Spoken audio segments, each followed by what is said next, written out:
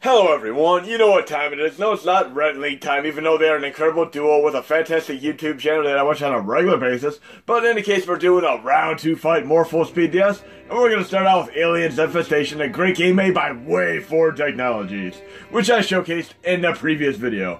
I have to say I'm happy to report that a vast majority of Alien video games from the Legacy have actually been tremendously awesome. I have not run into many Alien games that I have not thoroughly enjoyed. I mean, even as far back as the original Atari 2600, 1984, great game based on the original movie with Sigourney Weaver. And then, of course, we've had Aliens, the arcade one. Great game made by Konami. Love that one, a good 2-player mode activate game. And of course, we also have had Alien vs. Predator, another 2-player mode activate game made by Capcom. Great side-scrolling brawler. How would it have to freeze over for us to ever have a conceivable chance of that being released again? And then, of course, we had Alien vs. Predator on Atari Jaguar. Fantastic gem of a game. And unfortunately, we cannot run at full speed ahead on the virtual Jaguar core as of right now because Dynamic Recompiler does not properly compensate the neat ability to run it at a faster and more optimal frame per second, but hopefully in the future it will. I'm going to go over another subject right now. There have not been too many games that have given me jump scares throughout my history of gaming, but I'd have to say that one of the very first ones that ever scared the bejesus out of me and truly traumatized me for weeks on end because I had to sleep with a nightlight and all that jazz was probably the original Barbie for Nintendo Entertainment System. I mean, such a terrible, tragic game. I mean, you never know what's around the next corner in any given video game, TV, movie that could really scare the bejesus out of you and give you a cheap or legitimate jump scare. But let's get the show on the road.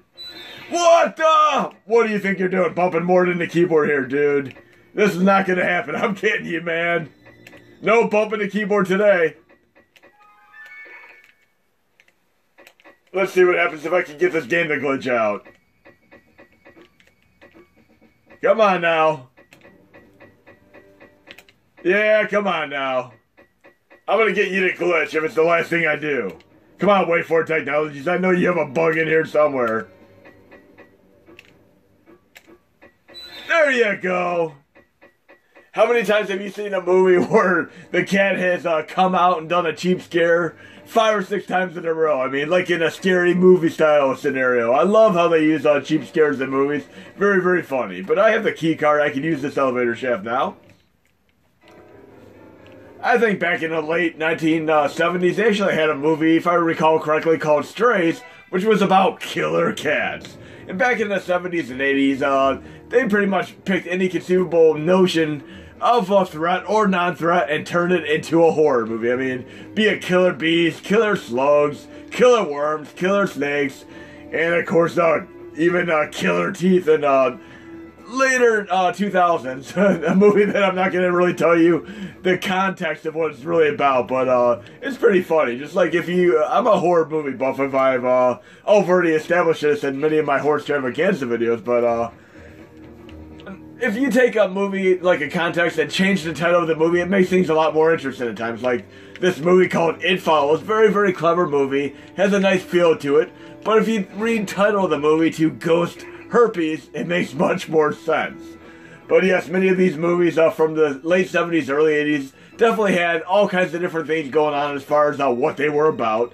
And many of these movies I've actually discovered from watching a local dual comedy group called Big Chuck and Little John from Cleveland, Ohio. On Friday nights, I would actually religiously watch their B movies that they would showcase, along with some of their comedy skits. And you can go to YouTube and look up Big Chuck and Little John. They have some hysterical comedy skits. But many movies such as Charlie Sheen's The Wraith. I love that movie. Great movie. Very similar to The Crow, but with Charlie Sheen, and very corny to boot. But they've had multiple other movies that I've discovered from watching that, and other things such as Up All Night with Julie, and of course Joe Briggs, if you've ever seen any of that stuff.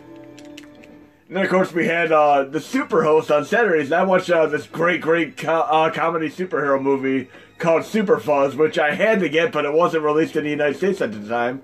But luckily I was able to find it on DVD and order it from Canada. It's still one of my favorite superhero movies. And I I remember actually remembering a bunch of these movies and trying to look up the plot lines on Google and find out what these were. What were these movies I watched when I was younger? Like, one movie was called Don't Go to Sleep, and I'm like, for many years I didn't know what the movie was, but it basically had, okay, I gotta drop a flare here. Basically, I had two parents and their two kids that were in a car, and the car catches on fire, and it gets to the point where the mother has to choose between the two kids because they're both stuck in the car, but one is stuck by a seatbelt, so she pulls the other kid out, and when she pulls the other kid out, the other one comes back to haunt them because the mother rejected and let her die. And she visits the other daughter and basically convinces her to kill the rest of the family off. And I saw this movie when I was probably like 7 or 8 years old. I found it very, very entertaining at the time.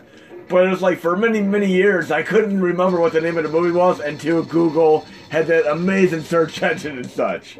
And why do we have these enemies from like Buck Rogers and Terminator crossover here? What's going on there? Whatever happened to Buck Rogers? I mean, Big Bang Theory should have most certainly done something like they did with the referential Flash Gordon and of course Firefly stuff. I mean, even when we come to Firefly, I actually watched the movie Serenity, which is based off of the Firefly series, before I ever watched the original Firefly TV series. But yes, I actually watched the entire series from the get-go the moment I watched Serenity. I watched them on the sequence, but I do that quite often. Just like if you watch all of the Saw movies, you might not realize this, but they're all out of sequence too. It is actually pretty cool. And somebody actually did a very, very clever edit one time where they took all of the various Saw movies and combined them in chronological order. It was very, very cool. And I actually did thoroughly enjoy the last Saw movie, but in any case, we're going to be moving on to some more games because I'm on a Metroidvania kick today. I'm definitely going to be showcasing some more Metroidvania such as Axiom Verge and Shadow Complex, two of my absolute favorite Metroidvania games in the last decade. Okay, what do we have next? I'm a big Zelda 2 fan, even though Zelda 2 is the black sheep of the series. Here we have a game called Adventure Time. Hey, Ice King, why'd you steal our garbage? And let's check this out. This is essentially a reskin of a Zelda 2 style game with Adventure Time theme. And I'm a big fan of these more recent cartoons called Adventure Time, Galaxy Warriors, and of course Gravity Falls, which actually do something inexplicably different than cartoons that I watched many years ago, such as Beavis and Butthead, South Park, Lakewood Television, Spike and Ike's Animation Festival, and so on. These are cartoons that have adult humor intertwined within, but kids can watch them and never ever grasp the adult humor. Kind of like the original Ren and Stimpy, also an awesome show. But here we have an overworld map, very, very much like a Zelda 2 style here. And speaking of Zelda games, I've gone out of my way, as have many of you, to play all these Philips CDI games. And, you know, Wand of Gamelon, Link Faces of Evil, and of course, should we say Zelda's Adventure. These are non-canon games, not even made by Nintendo, but those of you who are hardcore Zelda fans like me have most certainly gone out of their way to play these, and I would absolutely love to be able to play these on a Mini. And the only core that even has a conceivable chance of playing this for right now would be the MES 2014 core, but unfortunately, due to licensing issues, they never included the pertinent dependencies to run MPEG videos. But yes, I would actually thoroughly enjoy having all of these three games, even though they are tremendously terrible on the Mini. It would be incredibly awesome. But I played these on a real Philips CDI many years ago, as well as on the emulator on PC. But let's get this show on the road here for a minute. Check this cool game out. Definitely digging this. Love the presentation here. Let's see what kind of a weapon we have to equip here. I have Tiger Claw, I believe. Yes, let's see what we can do with this. There's actually a ninja weapon, if I remember, too, from a while back. And by the way, if I haven't already mentioned this, WayForward Technologies has also made this game. And they've done a tremendous thing with superhero games as well, as I showed in my previous DS video. And one question I have right now, I mean, why did Superman get the short end of the stick? I mean, we've had so many tremendously awesome alien games, but poor Superman has never had many a great game. I mean, we've had Death and Return of Superman, the side-scrolling brawler on Super Nintendo, made by Sunsoft. Fantastic game based off of the great graphic novel series. But why is the Justice League live-action movie terrible in comparison and not even comparable to the Justice League animated series that I watched for 4+ seasons. That was such a great cartoon.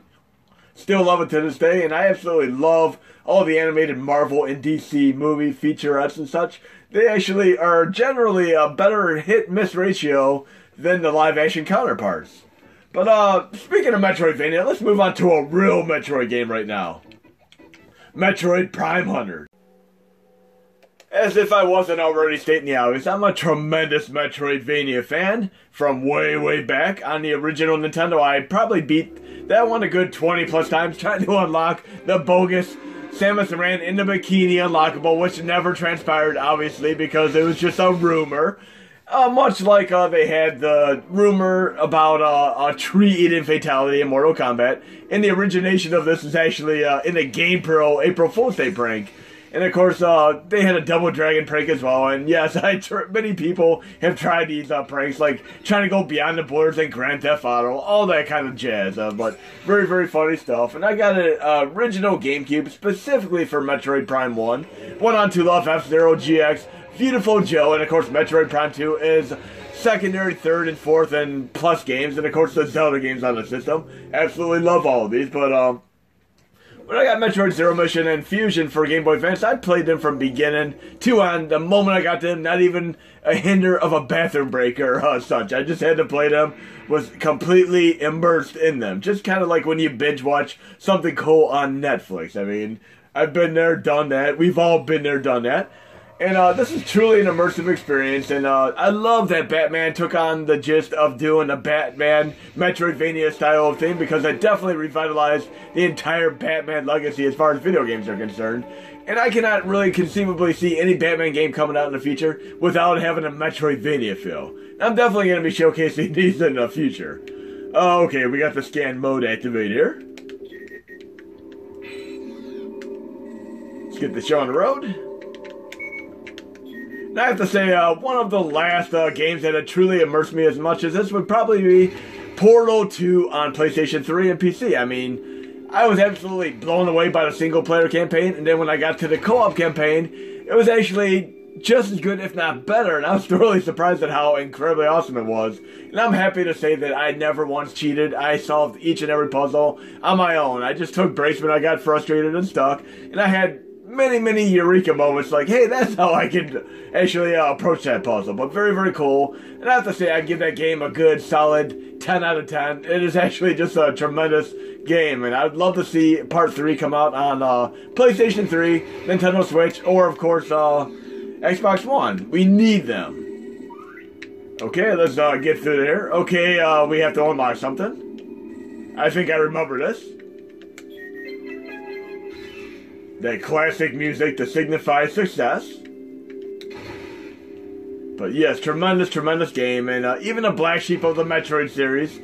Oh, well, there's two of them now. Metroid 2 on Game Boy is considered a black sheep, even though it had a tremendous remake on 3DS more recently, and I absolutely love that game. Tremendously awesome game. The map edition is a definite welcome addition, just like in the original Metroid. The map would have been a tremendous addition, but the hack is actually in an HD pack for Messen, which I've actually showcased in one of my previous videos. I include this in my course set as well, but you can actually run this hack on the PC emulator Messen. Unfortunately, it runs too slow on the Mini for right now, but it is tremendously awesome. It even has a map in it, and we all need our maps. And there's no map in Metroid 2 for Game Boy, which is probably one of the reasons why it didn't do as well as some of the other Metroids. But I also love Super Metroid on Super Nintendo. That is right up there with Symphony of the Night as far as Metroidvania games are concerned. And Metroid Other M, also made by Team Ninja. Okay, this is an opportunity I cannot miss. I'm going to go into the variable mode here. But Metroid Other M had a little bit of lackluster reviews for various reasons, such as unskippable cutscenes and such, but the game was actually made by the same company that made Ninja Gaiden, one of my other favorite games, and I actually did thoroughly enjoy it. And once you beat the game, you actually can skip the cutscenes, so I just wish you could skip them the first time around, because even like Metal Gear Solid 4, with their atrocious hours of cutscenes, you need to be able to skip your cutscenes. Okay, we got a missile, and we know what happens when we get a missile. Yes, we have a door that I probably can't get through. So I guess I'm going to equip the missile, and I should be able to get to the door now. But love this game, very, very cool. Love the music, the immersion, the sound effects, the gameplay, all that good stuff. Let's turn the missile off here. I'll save that for a rainy day.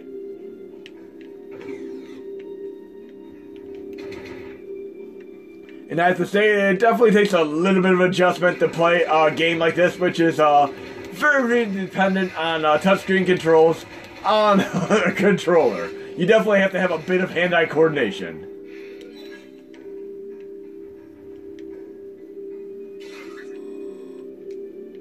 Okay. And we got a few more games in this secondary DS video here, but let's see how far we can make it right now. And there's that typical confuddlement where we have a room where we have to survey the surroundings and figure out a little puzzle or a workaround to get to the next room. Let's check this out. See what we have to go on here. Scan mode activate. Okay, door's apparently locked. I'm just gonna stay in scan mode, and I love that you can actually see what's scannable. Works out incredibly well.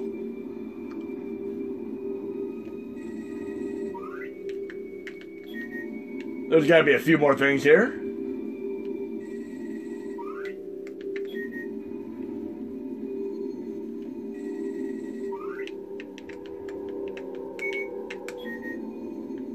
Okay, I think I vaguely remember what I have to do here. It's been a little while since I last played this, but I'm, like I said, a tremendous fan of this game, and I was absolutely blown away when I found out how incredibly awesome it was on the DS, right up there with them Castlevania games. Oh, look what the cat dragged in. Boss battle or mini battle activated. Let's get the show on the road. No, I'm not going to be taken out by the likes of you.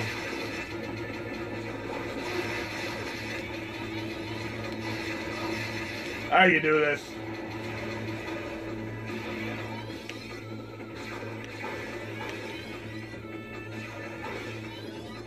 There we go.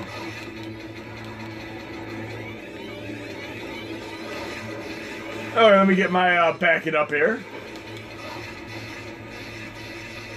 Oh, I love it. It has the weapon where you can actually suck in the power-ups. I love that. Didn't even have to get it or unlock it. I have it from the get-go. Very, very cool. Hopefully I get a cool thing, because these things are regenerated like trolleys, ghouls, and critters and such. I need to get something cool here.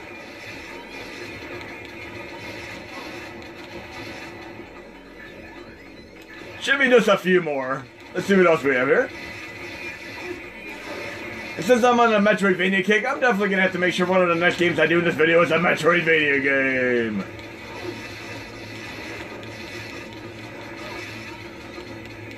They're getting spotted like Klingons out of the warp. Come on now.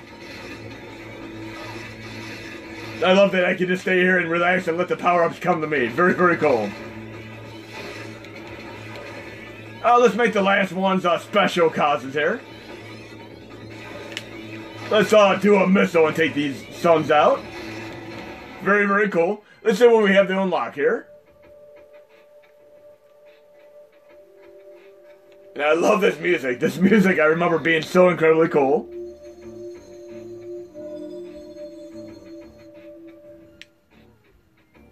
Be something cool. Come on now.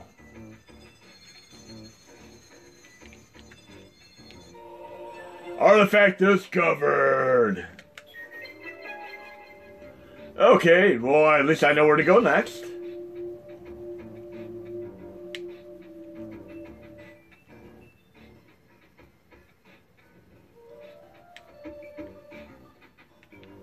Of course, I lost my bearings. Hopefully this is the right path.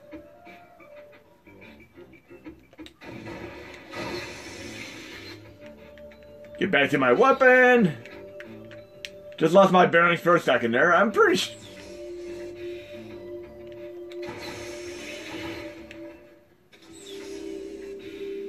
Okay. That is definitely not the right way. You gotta love that when you play a game and the camera ends up screwing you up there. It pointed me exactly where to go, but I went the wrong direction anyway. I'm gonna assume it is the other one. This seems more likely.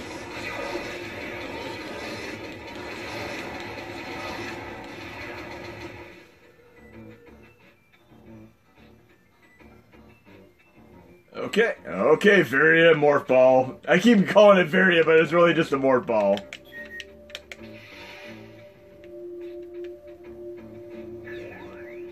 Very, very cool. Never gets old. Energy tank found. And on that note, I'm going to move on to some more Metroidvania games. But, yes, incredible game.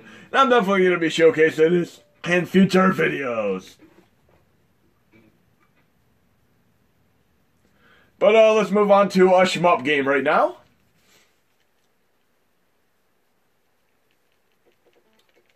Since I did Nano's Tray 1 in my prior DS video, I'm going to do Nano's Tray 2 now. Yes, you can most certainly ascertain from my previous nearly dozen Shmup Stravaganza videos that I am most certainly a Shmup fan, from Radiant Silvergun, Ikaruga, and of course Gradius 5, Incident and Punishment, all made by Treasure. Big Shmup fan, and Nano's Tray 1 and 2 on the DS are incredible games. But let's get the show on the road here. Okay, what do we have here? Okay. And I remember this game having really incredible soundtrack to it. I absolutely love this game. Great with headphones.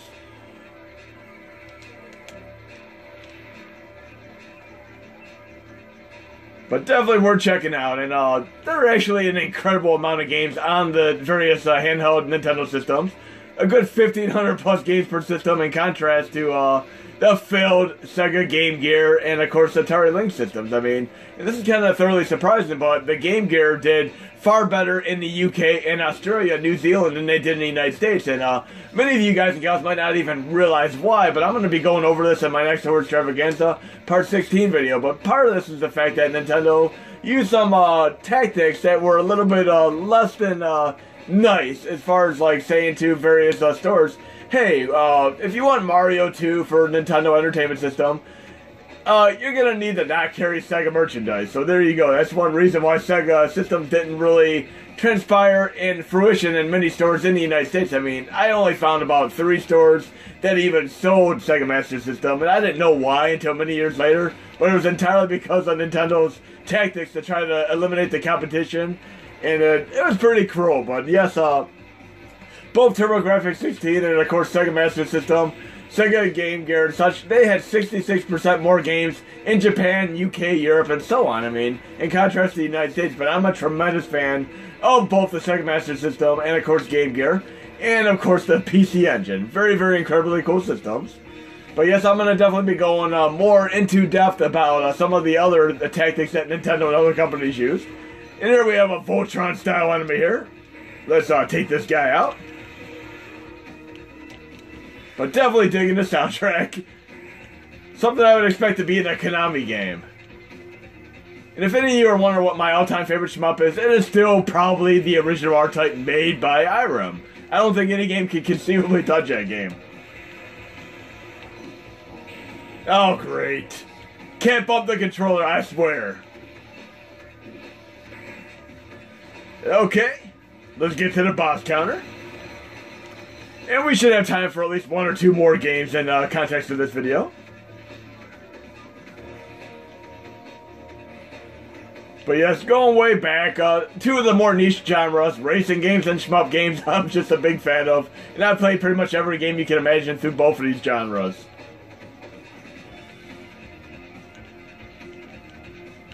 Just really digging the soundtrack here. This is definitely better than Nano's Tray 1, by all means. And there's actually a great amount of content in this game. I mean, there are multiple modes, multiple difficulties. Definitely gives you your money's worth. And I have this game on my real DS. But let's get to this boss battle, activate, and then we'll move on to some more DS games. I'm probably going to do a Metroid game next. Should we say another Metroidvania game? We'll do the Castlevania Metroidvania one. Because I did Order of Ecclesia in the last one, so I'll probably do Portrait of Ruin in this one.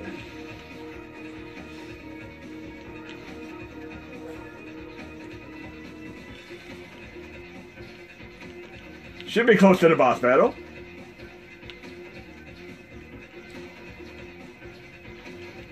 No more cat bumping the controller or keyboard here. I'm gonna make it all the way.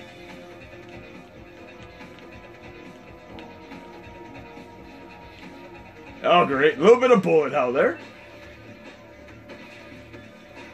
Since I'm playing on arcade mode right now, it's probably either on normal or hard. I'm trying to remember, it's been a while.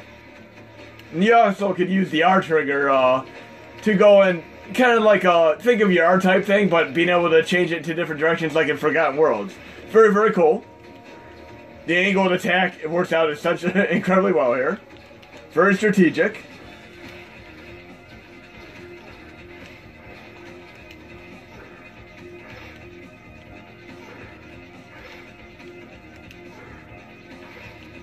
That should be nearing the boss battle.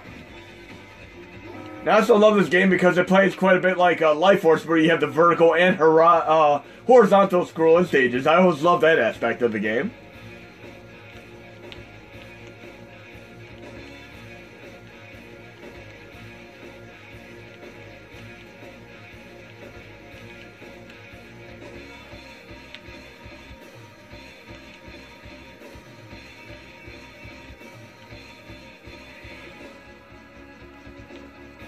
Safe spot. There's almost always a safe spot in battles like this. I love that I see exactly what I have to attack here because it's lighting up. I'm going to do a little bit of exploit. I remember just going right past this point. I could just stay right on this part. Come on, go down, go down. Gotta be very close at this point.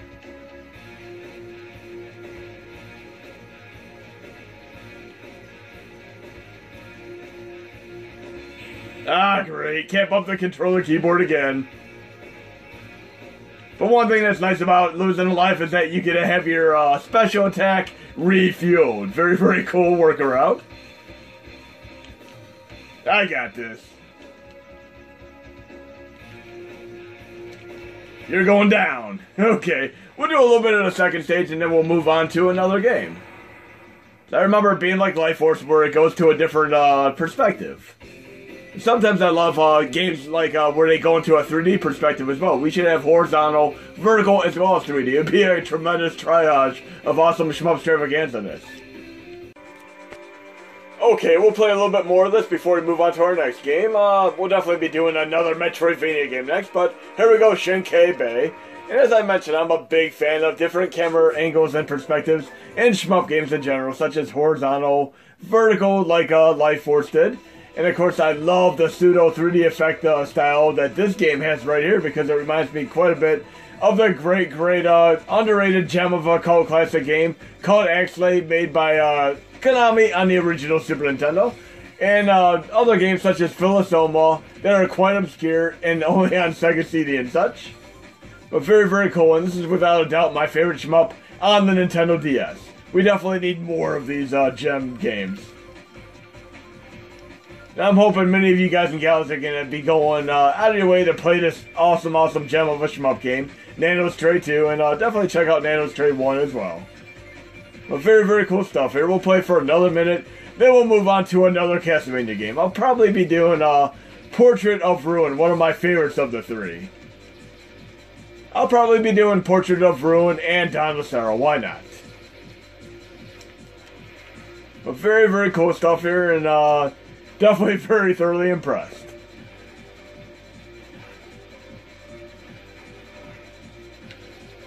Love the sweeping camera angles. Also a very, very cool gimmick here.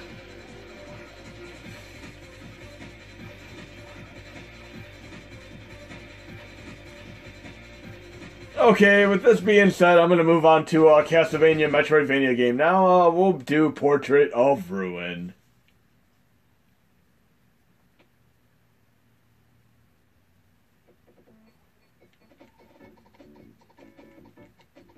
Okay.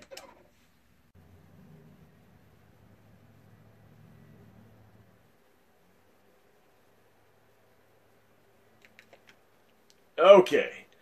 I remember just having Jonathan and Charlotte. It's been a while, but I love that these two characters are also in the game Castlevania Harmony of Despair on PlayStation 3 and Xbox 360. We most certainly need a follow-up to this game because it is such a great combination of random number generator as far as finding loot and rares and such. And of course having the online component as well as offline component.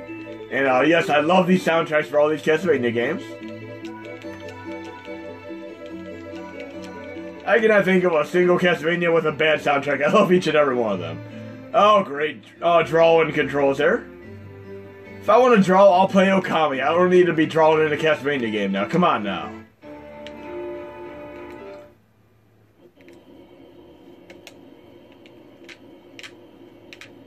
Okay.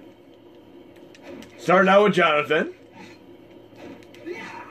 And Jonathan actually has martial arts in the Harmony of Despair game, which are incredibly cool. Definitely digging the soundtrack here.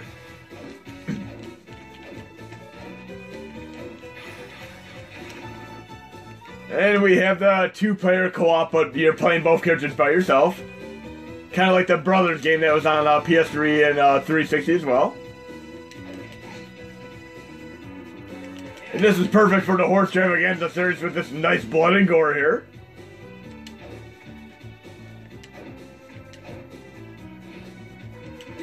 But we'll play a little bit of this, and maybe we'll do like one more game after this.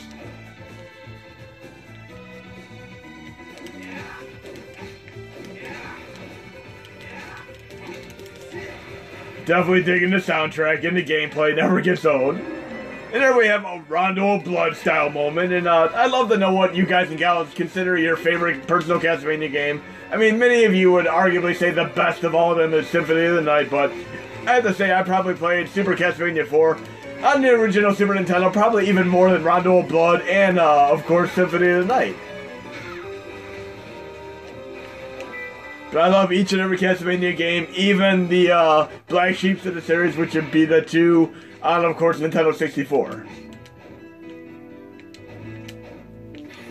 But nothing beats these side-scrolling ones. I'm definitely thoroughly looking forward to the next one that's coming out in 2019 on PlayStation 4 and Xbox One and Nintendo Switch. And I just finished up Season 2 of Castlevania on Netflix. Binge-watched it. And I'm definitely hoping they'll have a Season 3. Okay, a little bit of a puzzle here. And little fact here, I've actually played through each and every Final Fantasy game from 1 to 9, as well as all the handheld Castlevania games and such on my phone at work on breaks and lunches, as well as on my PSP and my real DS and such. I don't really modify all my systems, but I've modified my DS and my Android phone and such. Well, not like you really have to modify your phone too much other than jailbreaking it, so you have permission to do stuff that you wouldn't normally be able to do. A lot more difficult on an iPhone. That was definitely a tremendous challenge getting everything on the iPhone when I had that. Because I needed to have my je ne sais quoi as far as emulation is concerned. But on an iPhone, Apple doesn't make it as easy as on an Android phone. Here we have a map. Let's see where we have not been yet. Okay, I can't get through there. I'm looking at the map here.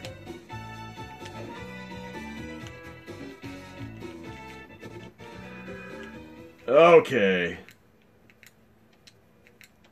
How are things? Care to try? I'm counting on you. Okay, I remember what I have to do here. I'll make you a deal. I remember I had to buy a potion and a map. It's been a while, but I remember those two things. Thank you.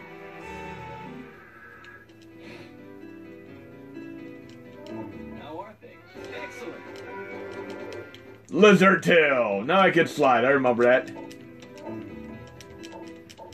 It's like Castlevania's version of the morph ball, being able to slide through gaps and such.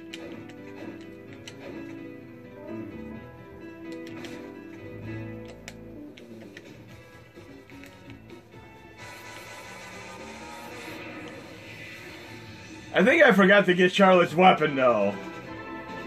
Let's see if I remember to get it. Yeah, I have it. I'm good. I love going through that door. That is so cool. Kind of like the first time I did a jump through the portrait on Mario 64. It never gets old. Had that kind of liquid metal effect, just like in the Terminator movie around the same time. But let's play this for a couple more minutes. And definitely love using Charlotte with the firepower and such. Very, very cool.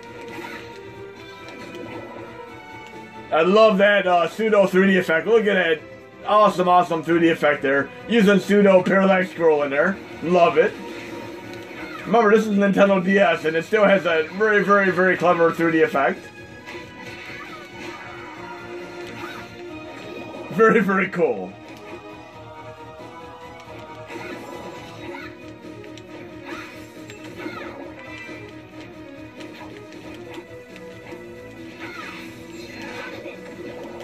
Yeah, I'll play as Jonathan for a little bit.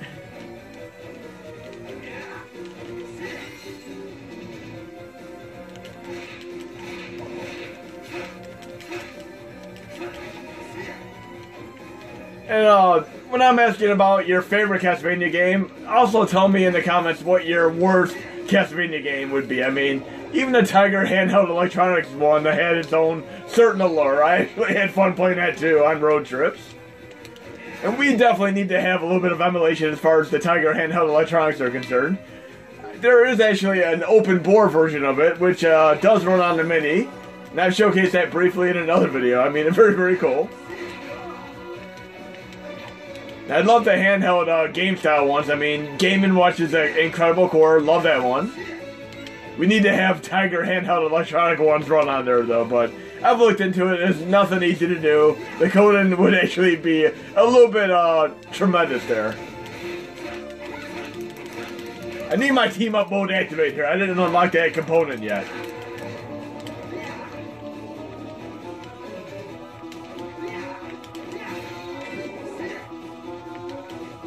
Save point. We're going to move on to another game now, but yes, this is such a great game, Portrait of Ruin. Let's see what else we have to go with here. We also have the other Castlevania game. I might as well just play them back to back right now. Why not? We have Castlevania Dawn of Sorrow. Okay, you know how some fighting games are imbalanced and they have characters that are just simply overpowered? There's a character in this game that happens to be in Harmony of Despair for PlayStation 3 and Xbox 360 that is completely, overwhelmingly overpowered in those games. He can single-handedly take on the hard mode by himself without any help whatsoever. Taking on Dracula in hard mode, I mean, it's ridiculous. But in any case, I have to sign my name here. Okami style. See if I can get KMFDM in here. KMFDM. Okay, that looks right. But yes, this has a big fault to the game. The drawing mechanic, it does not at all work for this game. I absolutely despise it. The game otherwise is an incredible, incredible implementation in the legacy of the Castlevania games. But this drawing mechanic, it best remains in games such as Okami. It does not belong in this game whatsoever. But let's get the show on the road here. Here we have the most overpowered Castlevania character in existence, Soma Cruz. Very, very awesome. And he has this very, very unique ability to basically do kind of a rogue-like X-Men ability where he gets abilities from the various enemies that he takes down. You'll see for yourself throughout the course of this video.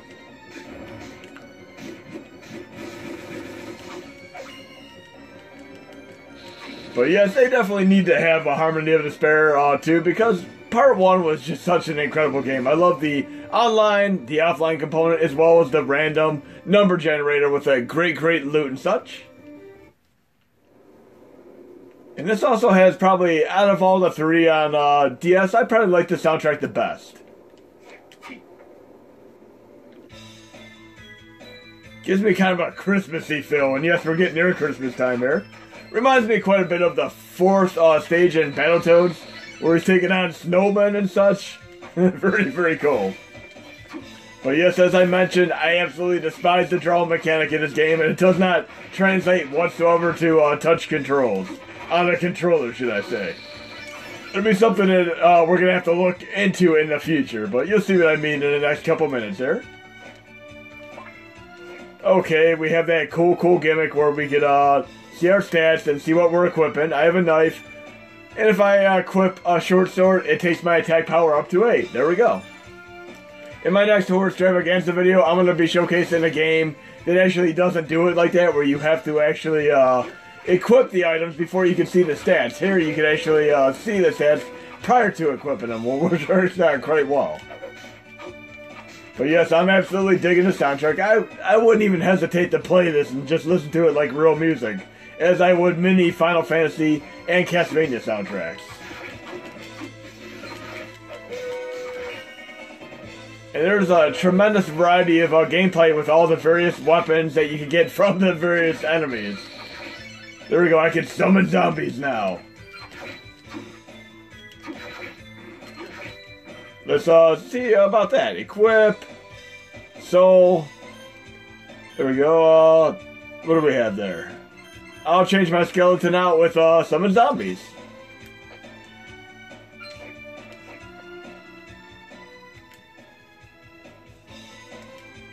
There we go. Go take them on. Look at that awesomeness. That is very, very cool. Look at Necromancer. Very, very cool. Okay, I obviously cannot go this way yet. As a Metroidvania namesake would imply, I would need an ability to get through this area. Let's summon some more zombies. This will never ever get old.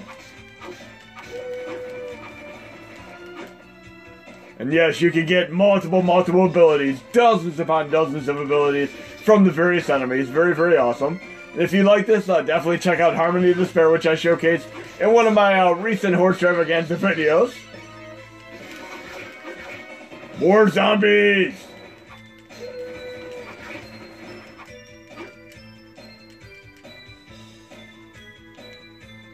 Zombies taking on zombies.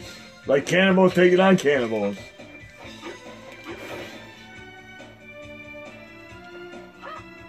You're going to see the draw mechanic I'm talking about in a moment here. Here we have a save room. No need for the moment.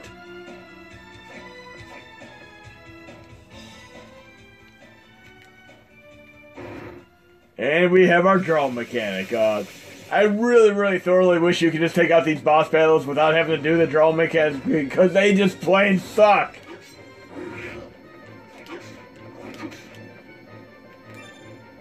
And luckily I can actually pause the game here. I'm gonna equip a different weapon here. We'll do the one with the axe. That works out for this boss.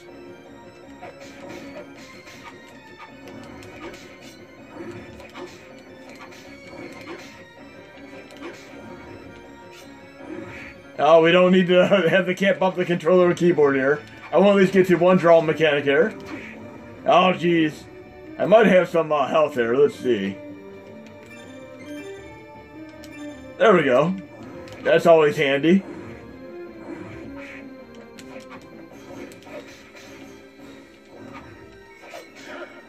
There I have to do that redonkulous draw mechanic. Where I have to do this. Blah, blah, blah. Screw that stuff. I don't like it whatsoever. It's terrible. But in any case, we're going to move on to some more games. We'll do one or two more. Oh, let's see what we can do next. How about Mario 64, a classic, redone in a very, very nice remastered way. An impeccable achievement. We'll do Super Mario 64. And Mario 64 is an impeccable game that took 3 solid years for them to make for the original Nintendo 64. And not a whole lot of games have ever compared to that I've played since then. I mean, it really is a veritable gem, untouchable in the legacy of 3D platformer adventure games. I mean, one of my other favorite ones would obviously be the Crash Bandicoot 3. That is such a tremendously awesome game. Let's try this now. And I love the fact that you can play as Yoshi in this game. So even if you had prior experience playing Mario 64 on the Nintendo 64, you have enough new stuff in the game to make it more interesting to check out a second time around.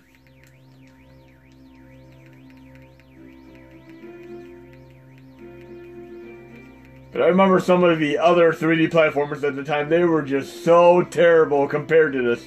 Such as Bubsy. Bubsy was so bad. This game never gets old, though. I remember renting the Nintendo 64 multiple times before I finally purchased it. And I'd play this game along with Pilot Wing 64 and Blast Corps. I platinumed both Pilot Wing 64 and Blast Corps. And Blast Corps was obviously made by Rare, a great company we all know of. And I have the Rare Replay Collection, and I still play Blast Corps on it. Obviously, it omits games such as Wizards and Warriors and GoldenEye for obvious licensing issues and such. Here we have Wario and Luigi. And I also love at the bottom having the map scenario, the type of schematic there. It is a very welcome addition. It definitely makes Ocarina of Time and Majora's Mask much more easy to access as far as 3DS is concerned.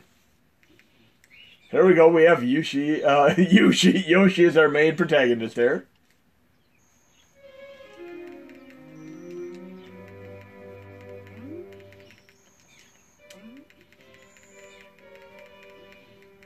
And I've never gotten all the stars in the game. I just got to the game and beat it. I mean, I love the game, but have never gone out of my way to get every single star.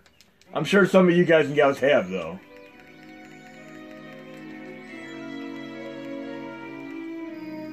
Okay, we'll start the game out like we'd normally started out. Try to go into the castle and go to the Bob-omb stage.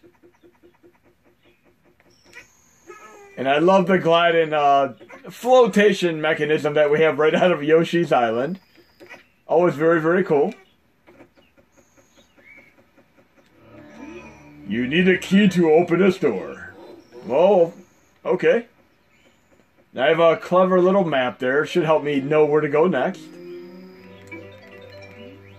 Here we have a little star on the map, so I suppose I'm going to be going there.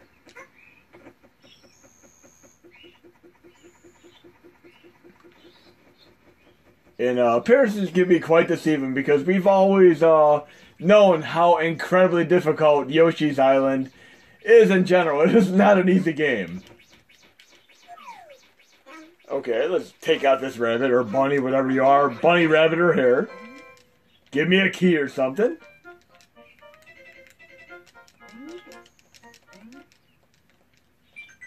Okay, we're going into the castle now.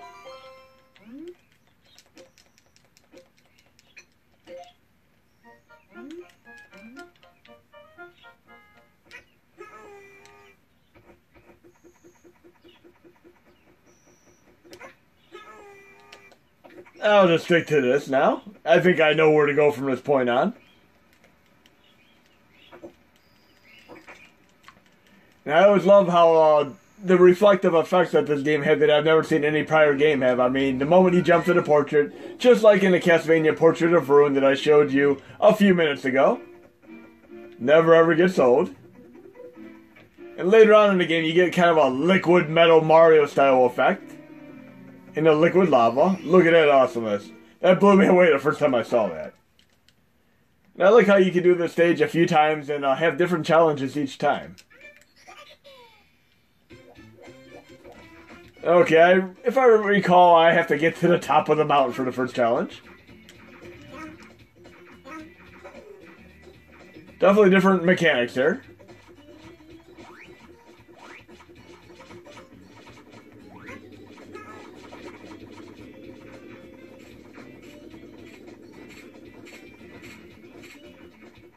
It's kind of hard to get lost in this stage because you have arrows telling you exactly where to go.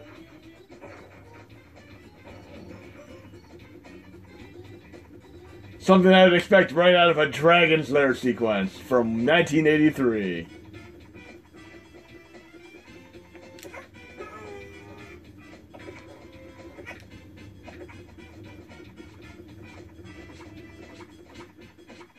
Okay, we're almost there.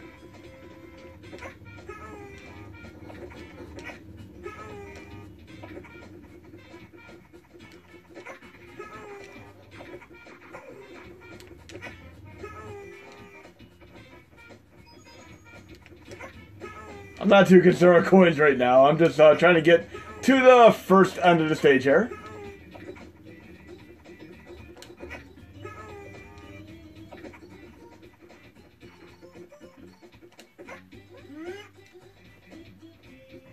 Okay.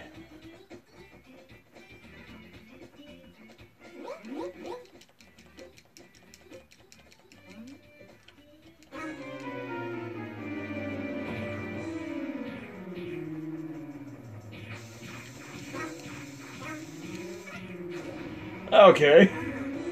That works.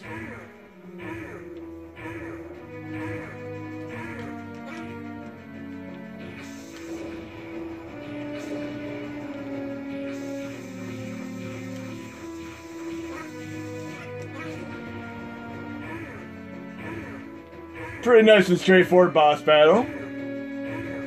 But never ever gets old.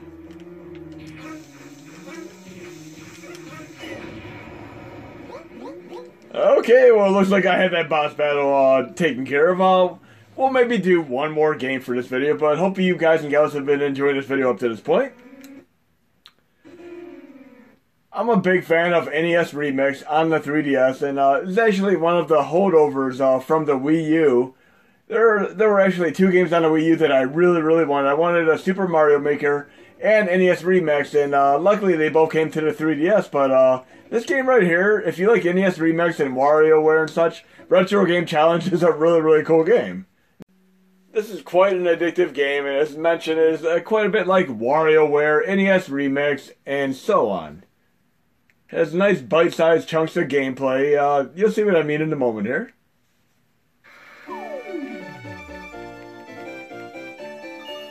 Definitely not a very well-known DS game, but one of my most favorite ones that I've played.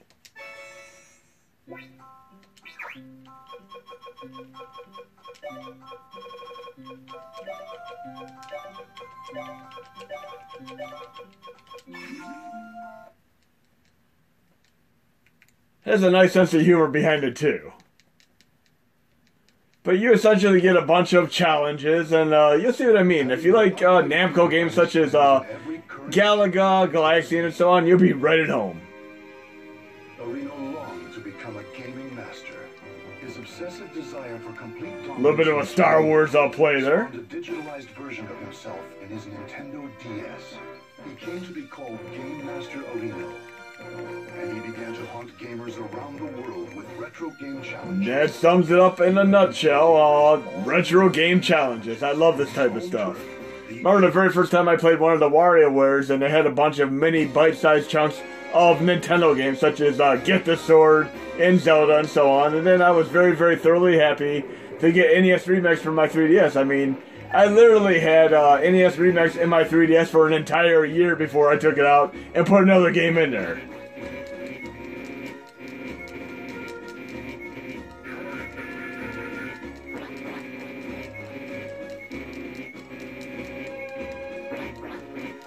Kind of reminds me of Max Headroom. How many of you remember Max Headroom from way back in the 1980s, early 90s? 11/8/1984, Cosmic Gate.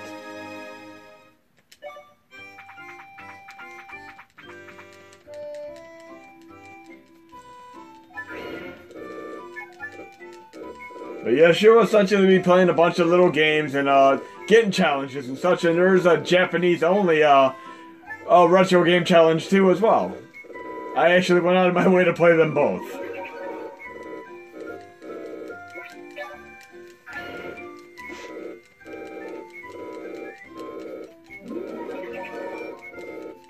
They definitely need to have more games like this, and I would love to see another NES Remix come out. I was a little bit disappointed when NES Remix on 3DS was missing a few stages, such as baseball and such, from the Wii U version, but it still was a great, tremendous game, nonetheless. I have to finish stage 5 here. So again, these are very addictive challenges where you just want to do one more challenge before you put the game down. Next thing you know, you beat the entire game. And as mentioned, I'm a shmup fan, so I will have no trouble doing these challenges. But they do get more challenging later on.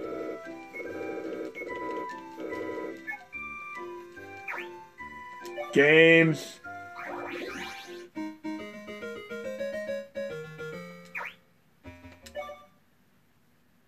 Game on. And I just had to make it to stage 5. Plays a lot like Galaga.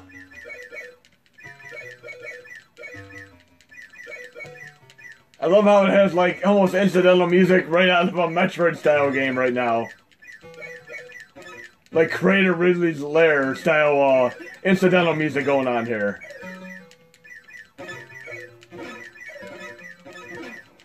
Okay, stage 2.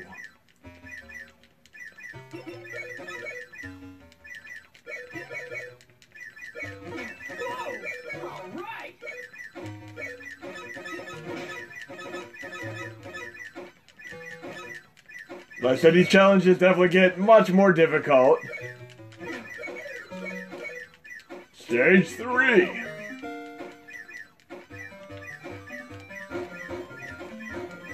In Galaga 88, how many of you actually have played that game? That's quite a bit like this right now.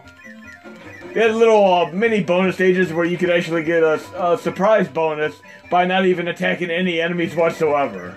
I'm kind of curious if I get a bonus by not even attacking any asteroids at all here. And Namco made that game as well. You can definitely see all the influence of Namco going on here. So yes, my bonus might have been a special bonus for not even attacking anything whatsoever. 2 more stages and I beat the first challenge.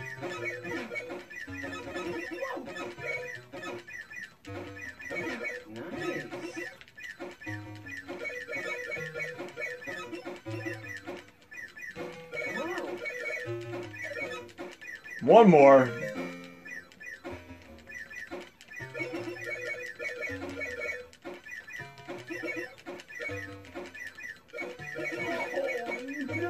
I love the firework style mechanic there with the more powered up weapon. Works out incredibly well.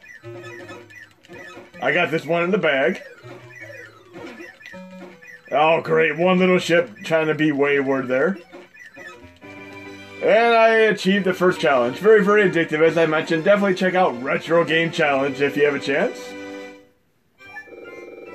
And we'll make our final game one more Namco game. How about we do Ridge Racer? Ridge Racer also never gets old. I played the bejesus out of the game on the original PlayStation 1. Pop the disc in the tray. Let the game load, take it out, and put Metallica Black Album in there. It never ever got old. And I haven't played the Killer Instinct soundtrack, but here we go. Ridge Racer DS. Ridge Racer, Wave Race, Hydro Thunder, Four-Wheel Thunder. You get the idea, but in any case, the first time I ever played Ridge Racer was on the original PlayStation 1. Incredible game, couldn't get enough of it. I tried jumping over the helicopter countless times. But I remember the incredibly cool gimmick where you were able to load the game, take it out, and put in your real music disc. Absolutely love that. I played the Metallica Black Album many, many times, and of course the incredibly cool bonus soundtrack that came with the Killer Instinct game for Super Nintendo. I played that as well. 3, 2, 1, go! Oh, not a great start there. And we all know that the drifting and power slide mechanics became a lot more redonkulous in later incarnations of the Ridge Racer legacy. But I'm going to try to get a first place here as the final test game for this demonstration video. It's been a while since I've done these power drifts. See if I can pick up the slack here and get accustomed to these again. Great, great arcade game as well. And yes, the PlayStation Classic will have Ridge Racer on it. I'll definitely be playing that again.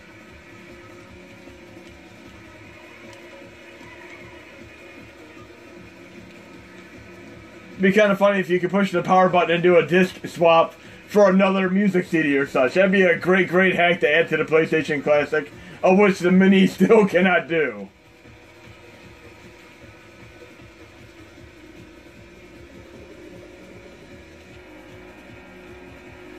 Gotta get my first place mode activate here. See if we can get a nifty power slide here. Ah, not a great power slide there. But yes, once you get adjusted to the mechanics, you can do some crazy power slides. I really love when you get the air time when you do the reverse tracks.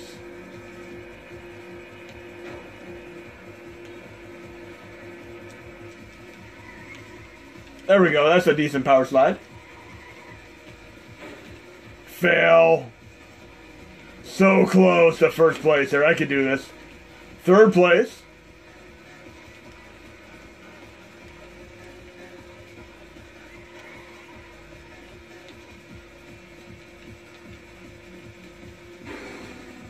I don't think I'm going to be able to do this.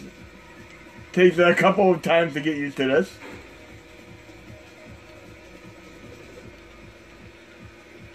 There we go, I have a chance. Last stretch.